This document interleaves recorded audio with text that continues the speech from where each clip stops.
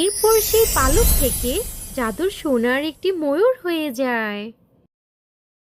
আর এই ময়ূরের ভেতর তো দেখছি সবকিছুই সোনা। সবকিছু কি সুন্দর চকচক করছে, অনেক সোনার ডিম। আমরা তো এখন কোটিপতি হয়ে যাব। গোপালপুর গ্রামে ববি ও তার পরিবার বসবাস করত। তাদের খুবই সুখের সংসার ছিল। বাবা, ও বাবা, বাবা, আজকে না আমাকে ঘুরতে নিয়ে যাবার কথা? চলো না বাবা, আমরা সবাই মিলে এখন ঘুরতে যাব। এরপর যখন ববি ও তার পরিবার রাস্তা দিয়ে হাঁটছিল, এমন সময় একটা গাড়ি এসে তাদের অ্যাক্সিডেন্ট করে চলে যায়। তোমরা কে কোথায় আছো? আমার বাবা মাকে বাঁচাও, আমার বাবা মা মরে যাবে। বাবা মা, তোমরা আমাকে ছেড়ে চলে গেলে আমি কার কাছে থাকবো? আমি কোথায় থাকবো? তোমরা আমাকে ছেড়ে চলে যেও না। মা ববি, তোর তো বাবা মা মরে গেছে, তাতে কি হয়েছে? আমরা তো আছি। তোর মামা যতদিন আছে ততদিন তোকে দেখে রাখবে রে মা। তুই আমার সাথে চল। একা একা বাড়িতে থেকে কি করবি বল? আমি আমার বাবা মার কাছে যাব। আমার বাবা মার কথা খুব মনে পড়ছে। আমার বাবা মা কেন আমাকে রেখে চলে গেল? ববি মা, তোমার মা বাবা নেই তো কি হয়েছে? আমরা তো আছি। আমি তোমাকে মায়ের আদরেই বড় করব। তুমি আমার সাথে চলো। হ্যাঁ মামি, আমি বাড়িতে একা একা কি করে থাকবো? আমার যে ভীষণ ভয় লাগে। আমাকে তোমাদের সাথে নিয়ে যাও, আমি তোমাদের সাথে চলে যাব। এরপর ববি তার মামা মামির সাথে তার মামার বাড়িতে চলে যায়। আর তার মামার মেয়ে ছিল খুবই দুষ্টু এবং হিংসুটে। সে ববিকে দেখে ভীষণ রেগে যায়। এই মেয়েটা কে? এই মেয়েকে তোমরা কেন নিয়ে এসেছো? ওকে আমার একদমই সহ্য হচ্ছে না। ওকে দেখতে ইচ্ছে করছে না। মা টিয়া, ও তোর ফুপির মেয়ে। ওর বাবা মা মরে গেছে। ও অনেক ভালো মেয়ে। ওর সাথে মিলেমিশে খেলা করবে। এখন থেকে তুমি মনে করবে ও তোমারই আপন বোন। যদি কখনো ওর সাথে দুষ্টামি করেছো, তাহলে কিন্তু আমি তোমাকে দুষ্টুমির জন্য শাস্তি দেব। ও কখনোই আমার বোন হতে পারে না। মা, ওকে বাড়ি থেকে বের করে দাও। আর ওর জন্য আমাকে শাস্তি পেতে হবে? ওর সাথে আমি কখনোই খেলবো না।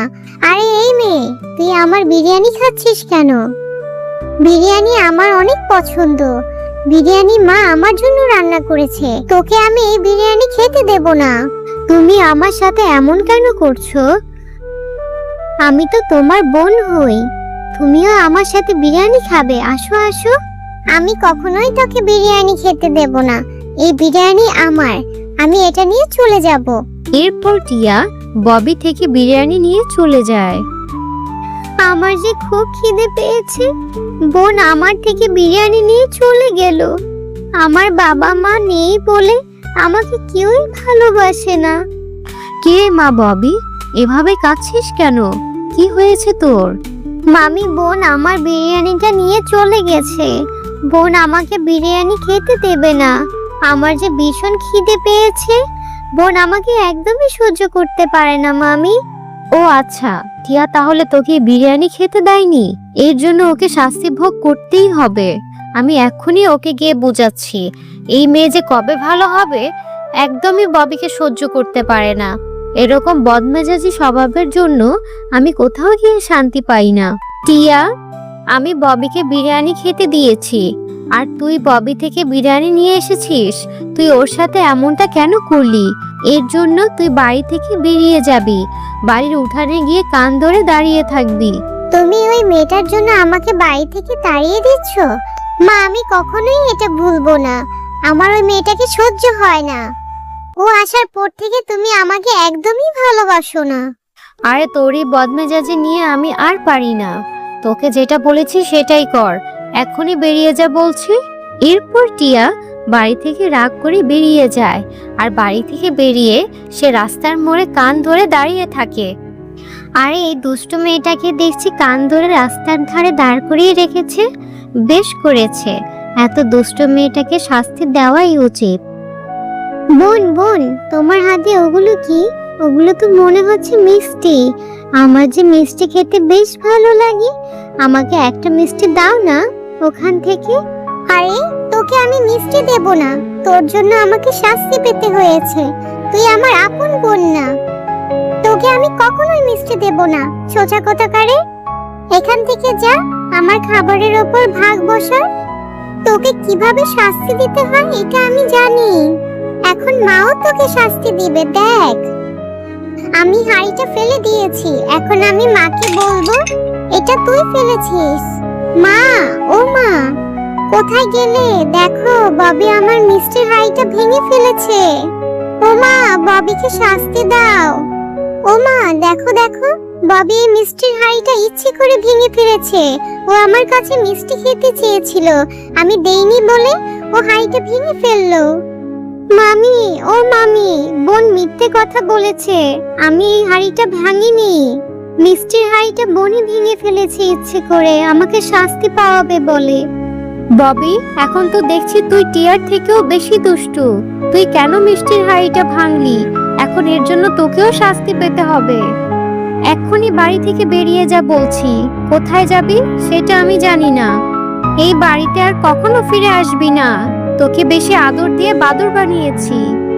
মামি, আমাকে এভাবে তাড়িয়ে দিও না মামি। আমার যে তোমাদের ছাড়া আর কেউ নেই। আমি কার কাছে যাব বলো? আমার বাবা মাও যে মরে গেছে। তুই কোথায় যাবি আমি কিচ্ছু জানি না। তুই অনেক দুষ্টু হয়েছিস। এরপর ববি মন খারাপ করে বাড়ি থেকে বের হয়ে যায়। বাবা, মা, তোমরা আমাকে ছেড়ে চলে গেলে, মামিও বাড়ি থেকে বের করে দিল। আমার যে খুব ভয় হচ্ছে। আমি এখন কোথায় যাব? আমার যে যাওয়ার মতো কোনো জায়গা নেই। আরে এ মেয়ে, তুমি এখানে বসে কান্না করছো কেন? কি হয়েছে তোমার? ও বাবা, এ তো দেখছি পরী। পরী, তুমি দেখতে অনেক সুন্দর। জানো, আমার মামি আমাকে বাড়ি থেকে বের করে দিয়েছে, আর আমার বাবা মাও অ্যাক্সিডেন্ট করেছে। আমার যে যাওয়ার মতো কোথাও জায়গা নেই। তুমি আমাকে একটু সাহায্য করো না, আমি কোথায় যাব? ও আচ্ছা, তাহলে তো তোমার মনে অনেক কষ্ট। আমি তোমাকে সাহায্য করব। এই নাও, আমি তোমাকে এই জাদুর পালকটা দিয়ে দিচ্ছি। তুমি এই পালকের কাছে যেটা চাইবে, সৃষ্টিকর্তা তোমাকে তাই দিবে। আর তোমার মামির মনের ইচ্ছা পূরণ করবে। কিন্তু মনে রেখো, এই পালকটা শুধু একটা মাত্র ইচ্ছাই পূরণ করতে পারবে। ও আচ্ছা, ঠিক আছে, কিন্তু এই পালকটা দেখে যদি আমার মামি আমাকে আবার বাড়ি থেকে বের করে দেয়? না, তোমার মামি তোমাকে আর বাড়ি থেকে বের করবে না। এই পালকটা তোমার মামিকে দিলে তোমার মামি তোমাকে অনেক আদর করবে। এবার তুমি বাড়িতে চলে যাও। কিরে ববি, আমি না তোকে বাড়ি থেকে বের করে দিয়েছি আর বলেছি তুই কখনো আর এই বাড়িতে আসবি না। তাহলে তুই আবার কেন এসেছিস? আর তোর হাতে এটা কি?